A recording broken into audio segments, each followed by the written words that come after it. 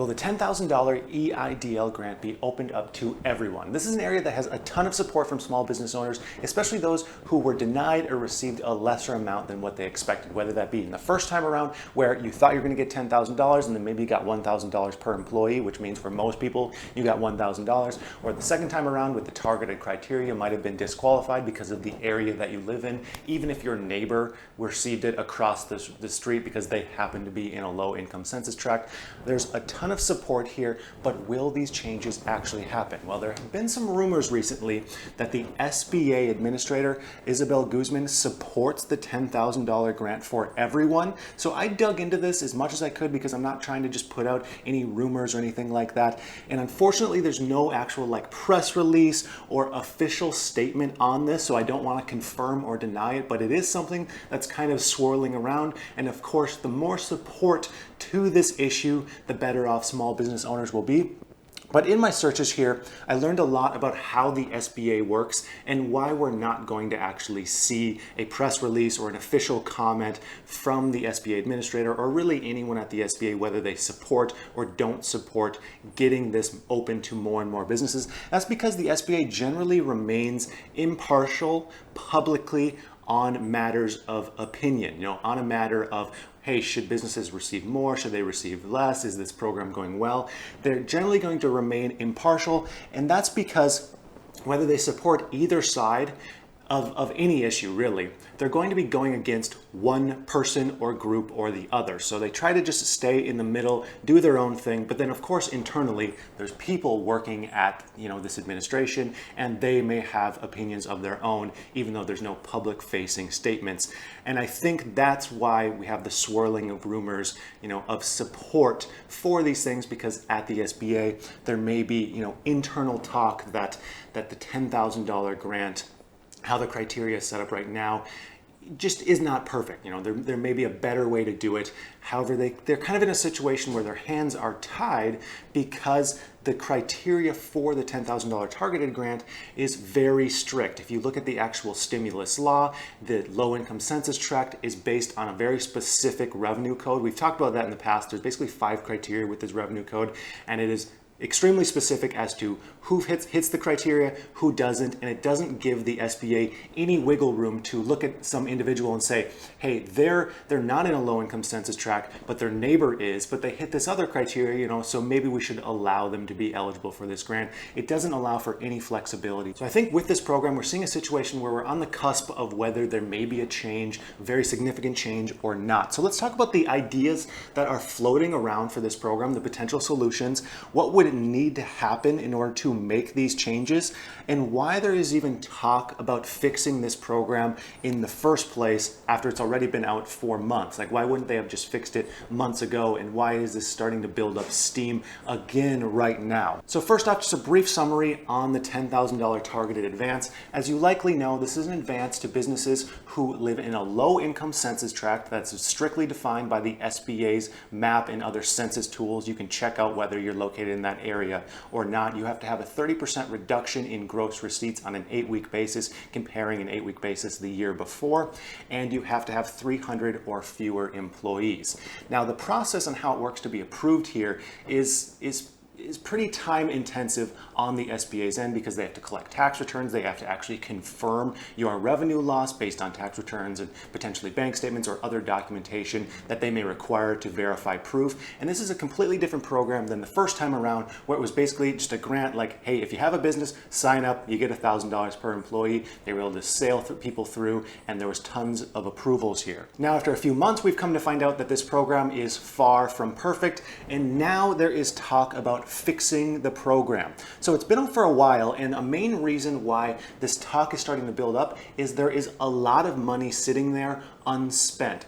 Of the targeted EIDL advance funds, less than $1 billion, or right about $1 billion, but less than $1 billion has actually been spent and sent out to individuals. So Congress is looking at this hey, what's going on with this program that the money is still sitting there unspent? We made this to get the money out to people as quickly as possible. And like I mentioned earlier, there's just a long, arduous process in order to actually get the funding. Now, I'm not defending the SBA or saying that their process is the perfect process. All I'm saying is that this program's been out for a while. They have very complicated, strict rules that they have to follow. Most of the money has not been spent. Congress is looking at this like, hey, what's going on? And the total approval is low. So the total number of businesses that have actually been approved is right around 100,000. And that's of about 1 million businesses, maybe just over 1 million, that have actually done the targeted advance approval.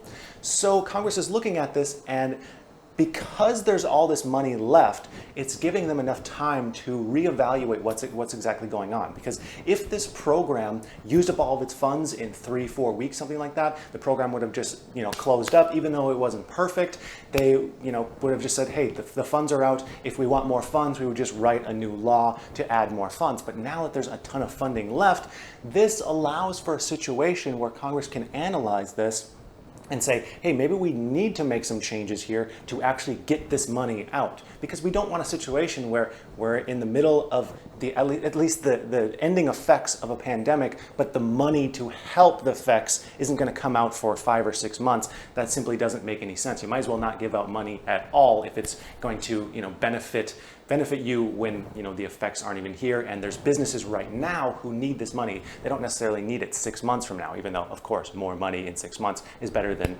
no money. But Congress now has time to look at this and think, oh, maybe this wasn't the right way to do this. Maybe we should make changes. And this is why this is kind of building up steam, and we're seeing more solutions being offered. So I wanted to talk about the potential solutions that I have heard about that may be implemented, and then we'll talk about how that would have to be implemented. So first off, an idea, of course, would be to just open the darn thing up to everyone. Every legitimate small business owner, boom, $10,000, there you go. Of course, with that, there probably would need some additional funding added. And this program was made to be targeted to help out the most in-need individuals. So the likelihood of that being open to absolutely everyone, regardless of reduction in revenue, regardless of low-income area, might be a little bit far-fetched, but I think they could make the targeted eligibility a little bit more open. That way it's open to just a far greater group, but maybe just not everyone. So here's some ideas on how they could do that. Like I said, right now with the low-income census tract, it's very, very rigid as to who gets it, who doesn't. I've joked about this in the past, but it's real. My office where I work out of, if I go to the parking lot of my building, grab a rock, I could throw a rock into a low-income census tract, but my building, my unit, is not in one. Like, that seems like a situation that seems very odd to me, because I could be in a worse situation than my neighbor, but they get the grant, but I don't. It just simply is one of those systems that doesn't make sense. So there's a lot of ideas here. So they could do things like add in opportunity zones that may, have some crossover of areas that could, allow more people to receive the funding. Of course, we're still going to run into issues there where someone's going to be right on the line and they're going to be like, come on, I'm right on the line here. There's some gray area. We could also add low to moderate income areas, which could open this up very dramatically to more individuals. Basically, as long as you aren't in a high income area, you would receive this grant. And this would, of course, appease a ton of people who are right on the edge, because being on the edge of a low income area to a moderate income is probably pretty common, but being on the edge of low income to high income, within a couple feet difference, that's probably less likely, and more people would actually receive the funding. I think that would be a wonderful change. Now, another huge change would be allowing personal criteria.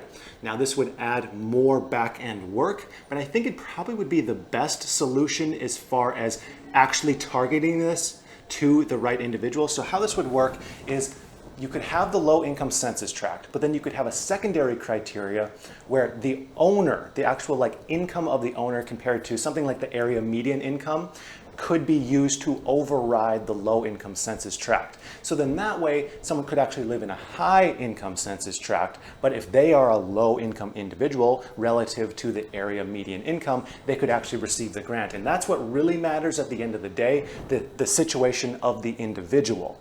So I think that would be probably the best situation. However, it probably would be pretty hard to do those calculations on the back end.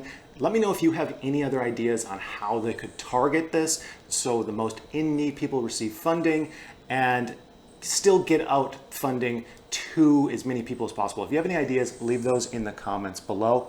And then one final thing I wanted to talk about here is the $10,000 EIDL targeted grant, at least where it sits right now, is still set to open up to new applicants. So right now you have to have applied before December 27, 2020. Because the funding is still remaining here, this is still set to open up to new applicants. We don't have an official day, but it seems like that's going to happen sometime in June. Now, I'll keep you posted on that once more information comes out. I'm extremely excited about it. Make sure you like this video and subscribe. That way you are notified as soon as those major changes are made. So I'd like to thank you for watching, and I hope you have a profitable day.